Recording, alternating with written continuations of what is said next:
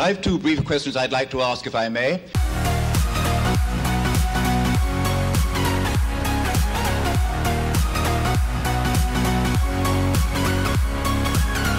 Hi, welcome to Left Foot Media. My name is Brendan Malone and you're watching The Daily Question. Today's question of the day: should you judge a person based on their hair colour? Now, the reason I'm asking that question is because I've gone to the viewer mailbag and Darth Shady, who's one of my regular watchers and commenters, thank you Darth for sending this email, she has sent me the following question.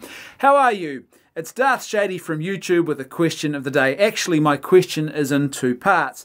Number one, are all people with coloured hair SJWs? Well, the easy answer to that question, Darth, is no, they are not SJWs. And number two, should we assume and judge and then spew hate towards people based on appearance before inquiring and learning who they really are? And again, the answer to that question is also no, and it really sort of relates to the follow-up comments that you've made in your email here. I wanted to raise this issue because I have coloured hair, but I am not an SJW. However, recently I have been receiving a lot of hateful comments from people online, being called all sorts of things like commie, and people who are just verbally aggressive, and I can almost feel their hatred for me just because of my hair. They're not even asking me, they're just assuming. Some even tell me pointedly that I am an SJW because of the colour of my hair, as if coloured hair automatically turns you into one. For me, the colour of my hair is a form of art. My hair is like a canvas. But most importantly, it's a representation of healing. Green for the heart chakra for emotional healing. Blue for the throat chakra for speaking out about my past traumatic experience. And violet for the crown chakra for the psychological aspect of the healing. So I wanted to open up this discussion with you and with others on your channel. Perhaps it will help me understand the situation better and understand those who judge and hate. Thanks. Have a great day or evening, whatever your time zone is, Shady. Thanks, Darth Shady, for your email, and thanks for your participation in this channel. You've been a bit of a long-time watcher and commenter on my YouTube channel, and so it's always great to hear from the long-time followers. And you're absolutely right. Now, even though you and I wouldn't necessarily agree, I'm not a new ager, so I'm not into the whole chakra thing, but I get it. I understand that artistic and sort of personal investment that you have in your coloured hair as a form of a very deep and profound self-expression for you. And you're absolutely right. No one should be judging you based on the colour of your hair. Now, this is a bit of a problem that I see happening on all sides of the political or ideological spectrum, however you want to sort of view the world in that way. But I see people doing this more and more often now. They look at a person and they will make a judgment about them based on some very superficial characteristic that has no real bearing on the actual judgment that they're trying to make about that person. So, for example, if you're on one side of a particular issue, you might have coloured hair, and you might have someone saying, well, that's an SJW, or that's clearly a postmodernist gender studies student right there.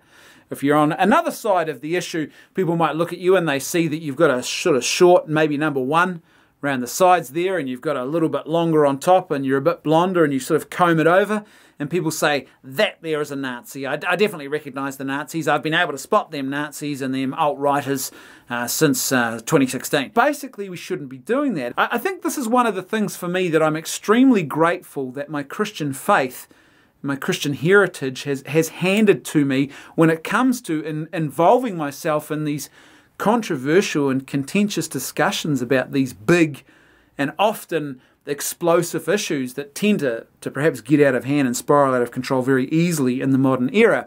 And it's this idea that's very much present in Christianity of the fact that every person, regardless of who they are, within them carries something that we would call the imago Dei, the image of God. They are a living, breathing, flesh and blood icon of who God is. And so because of that, there's a sense of almost like a reverence and respect and certainly a charity that we owe to other persons, even persons who we might disagree with very strongly, even persons who might declare their hatred for us. And I think that's a profoundly good and important thing, and it helps certainly for me to keep me in check when debates can get quite contentious and heated. It also, at times when I find myself maybe going a little too far, it's the brake pedal that pulls me back. And I think it's good to have that. I'm obviously by no means perfect, I'm not a saint, But it's really good to have that thing that tempers you, and I think it's a very powerful mechanism for helping to foster respect in the world and to help curb those excesses where we tend to start mistreating other people, failing to respect their dignity because we become so heated about a philosophical or ideological or political debate that's happening. I think in general the principle that we should probably all operate under is to be cautious about the way in which we pass judgment on other people. Again, this is a really big principle that my Christian faith has given to me, the idea that you need to be careful about the type of judgments that you make of other people, because you are just as much a broken and fallen sinner as the person that you might want to pass judgment upon. But obviously there are still judgments that we can make about other people, and it would be very wise and prudent to make certain judgments for our own well-being, or perhaps the well-being of others, like say our children and who they associate with. So there are certain ways, or there are certain times we're judging a person based even on their appearance, something that seems superficial in some contexts, like the one we're talking about here.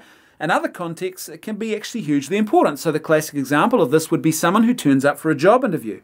And if a person turns up to a job interview and they have no other excuse for dressing the way they have, and they have turned up dressed very, very shabbily for a job interview, or they're supposed to be in an important, high-profile sort of business meeting, and they turn up looking like they're ready for a day at the beach, the chances are that it would be very appropriate to actually say, well, I'm not sure if this person is an appropriate candidate for the role that we have, or I'm not sure if this person is someone who is as committed to this business relationship as I am, having turned up here in a suit. Well, they've turned up here in their swimming shorts and their hair all messed up and a rough-looking t-shirt with stains on it. Then it would be appropriate, I think, to actually pass judgment based on the appearance of a person. Another area where we can make legitimate judgments about people is in the area of the content of a person's character. And I think this is actually a very important discernment tool that we use in our lives, where we look at a person and we ask ourselves, is this a person of good character? And then we make decisions about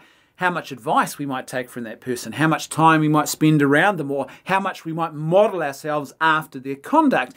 Because if a person is a person of good character, we want more of that in our lives. That's going to help us to flourish. If a person doesn't have a particularly good character, we don't want so much of that in our lives, or maybe the lives of our kids. But the point is, this is an important and legitimate area where we can make discernment. And obviously, one of the ways in which we're going to judge that effectively, or probably the most effective way to judge this, is to actually look at a person's actions. Because their words can be saying one thing, but their actions are going to tell you what's really going on, what they really actually do believe, and whether or not they have a good character or not. So, for example, if a person declares out loud constantly that they believe integrity is hugely important and they are committed to integrity, but then they spend most of their time telling lies, or they spend most of their time saying one thing to one group of people and something completely different to another group of people, or they say one thing and then live a completely different way, then it's pretty clear that that person doesn't really have a good character, and particularly in the area of integrity. They're willing to actually compromise and not maintain that commitment to the virtue of integrity. And so you can actually tell that by their actions. And so that kind of judgment is important to make. One thing I would say about that, though, is that we should still have, I think, a humane compassion, even when we might be making judgments about the content of another person's character. And what I mean by that is, it's important to remember that there but for the grace of God could go you or I. So the fact is that a person has possibly been shaped in that way by outside factors that have driven them. Maybe their upbringing has caused them to act in this particular way.